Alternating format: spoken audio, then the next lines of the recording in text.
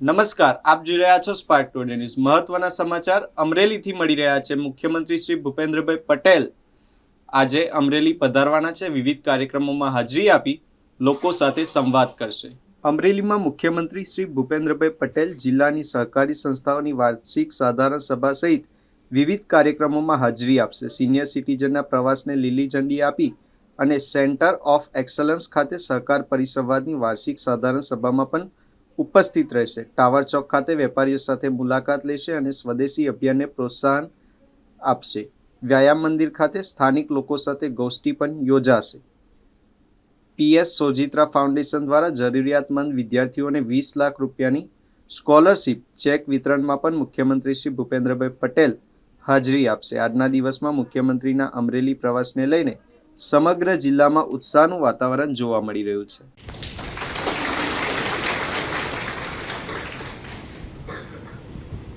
આજે કઈ ભાષણ કેવું કઈ આપવાનું છે નહીં, પણ અમે આયા છે તો તમને લાભ ને અમને લાભ.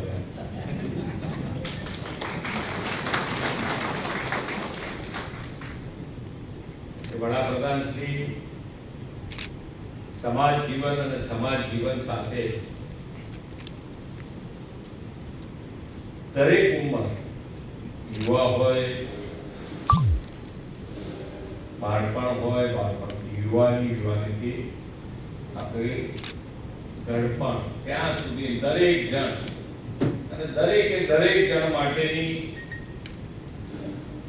ખૂબ સારા આયોજન સાથે સરકાર કઈ રીતે તમારી સાથે ઉભા રહી શકે અને તમે કઈ રીતે સરકાર સાથે ઉભા રહી શકો, એ બંનેનું ધ્યાન રાખી અને એમણે એમનો કાર્ય મંત્ર બનાવ્યો છે, સૌનો સાથ, સૌનો વિકાસ, સૌનો વિશ્વાસ અને સૌનો પ્રયાસ.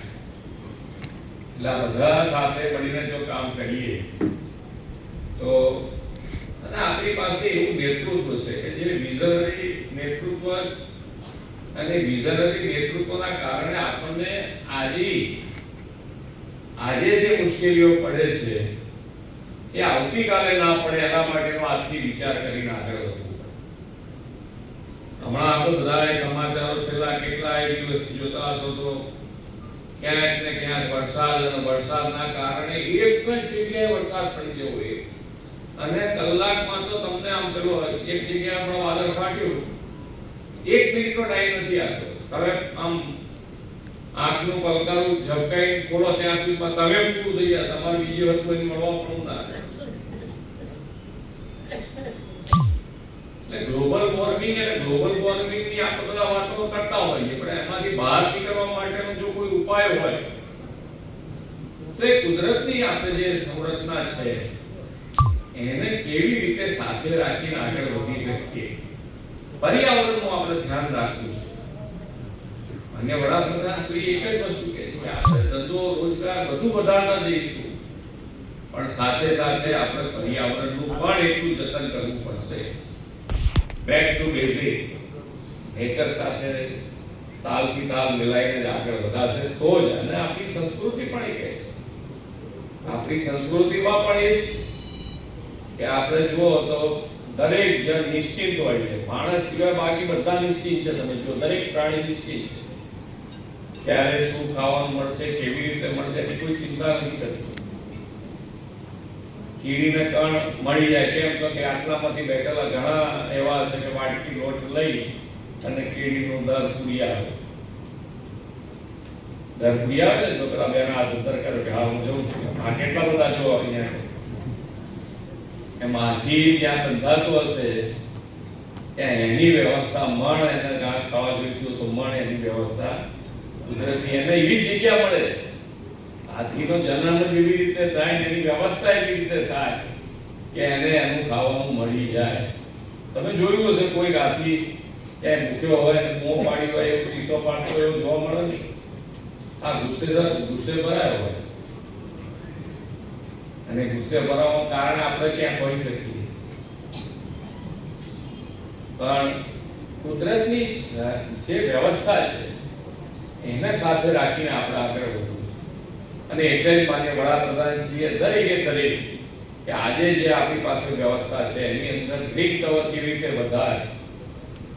તો આજે અહીંયા તમે બધા બેઠા છો એ તમે બધા જ નિવૃત્તિ અને કોઈ હજુ ધંધા રોજગાર ઉપર જતા હશો, ખેતરે જતા હશો, બધું હશે કદાચ નાનું મોટું, પણ એવી મેઇન જવાબદારી નહીં હોય હવે, કારણ કે છોકરાઓ મોટા થયા હોય, છોકરાઓ સંભાળતા હોય, વહુઓ સંભાળતી થઈ ગઈ હોય અને વહુઓને ક્યારે ગમતું ના હોય કે બા બહાર જાય તો સારું.